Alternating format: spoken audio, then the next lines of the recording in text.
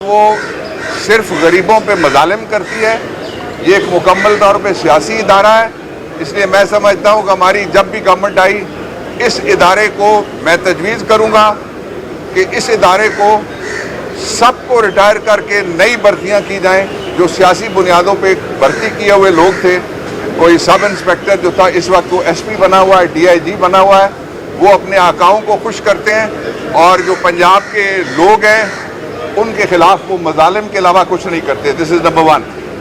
दूसरा ये है कि आज जो हमारा रुपया है उसकी वैल्यू ये है कि अफ़गानिस्तान के अगर आपने ख़रीदना है एक अफ़गानी रुपया तो उसके लिए आपके 4.25 रुपये लगते हैं। यानी जिसने 29 साल जंग लड़ी है मुल्क और सारी दुनिया की फ़ौजें, एक दफ़ा रशिया की क़यादत में और दूसरी दफ़ा अमेरिका की क़यादत में, और आपस में भी वार लॉर्ड लड़ते रहे, वो यहाँ पहुँच गए। इंडिया का तो मुआशी तौर पर मुकाबला ही कोई नहीं है। वो दुनिया की पहली 5 जो बड़ी मुआशी ताकतें उनके अंदर आ गया।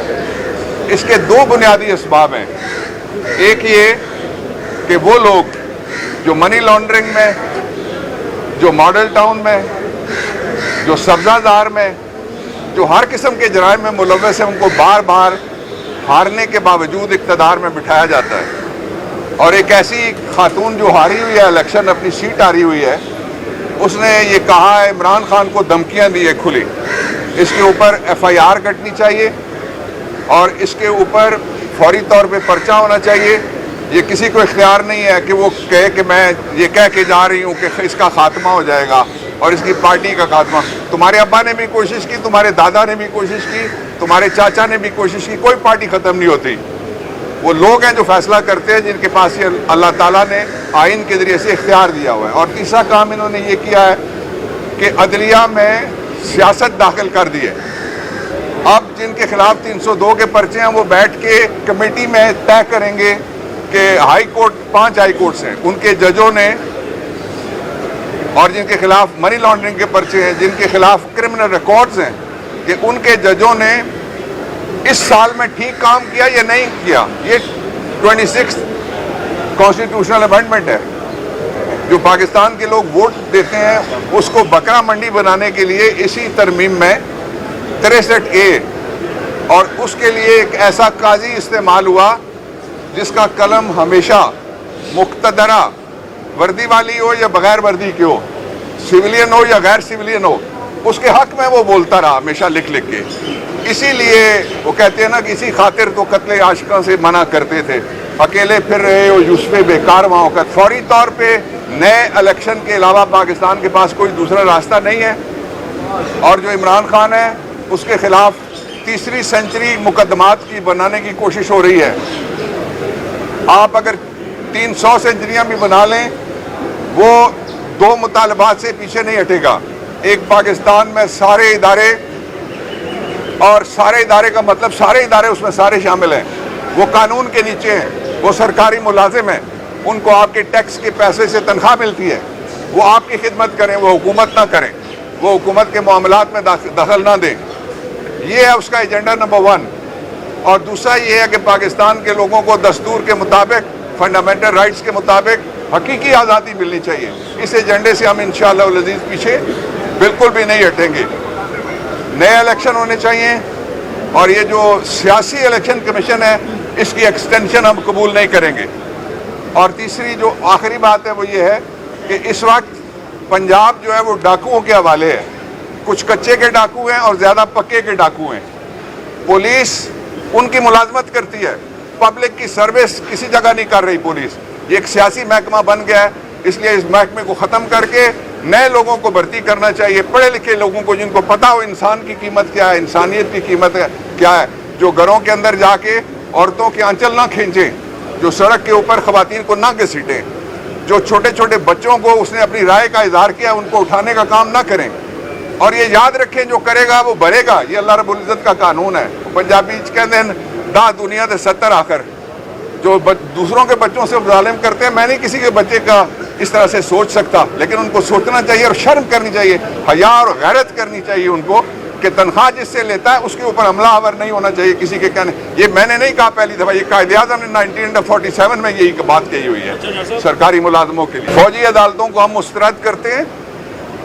ان کو جو بھاگا ہوا سابق قاضی ہے وہی اسی کو پیار تھا فوجی عدالتوں سے. باقی آئین میں ان کی کوئی گنجائش نہیں ہے. سویلینز کا ٹرائل نہیں ہو سکتا, نمبر 1. دوسرا یہ کہ جو مرضی کریں, جو فوجی عدالتیں ہیں وہ فوج کے اندرونی معاملات کے اوپر اور فوج کے ملازمین کے لیے بنی ہوئی ہیں. جو 52 کا ایکٹ ہے وہ آپ نکال کے اس کو پڑھ لیں. دوسرا, عمران خان کے خلاف کوئی مقدمہ نہیں ہے ایسا جو چل سکے. جو مقدمہ بھی کلمینیٹ کرتا ہے ججمنٹ میں اور اپیلیٹ کورٹ میں جاتا ہے, جا کے نیچے کینگرو کورٹ سے سزا بھی دلوائیں, تو وہ مقدمہ آپ کے سامنے اڑ رہا ہے ہوا میں. اس لیے میں یہ سوال رکھتا ہوں لاہور کے صحافیوں کے سامنے کہ آپ بتائیں کہ اس دور میں آپ کی زندگی آسان ہو گئی, آپ کے ٹیکس ختم ہو گئے, آپ کی بجلی سستی ہو گئی, آپ گیس کا موسم آ رہا ہے, چولہا نہیں جلا سکے گا کوئی. تو یہ سارے مظالم کرنے والے اکٹھے کر کے انہوں نے چڑھا دیے لوگوں کے اوپر. یہ ساری آرا ہوا لشکر ہے, انہوں نے الیکشن آ رہا ہوا ہے.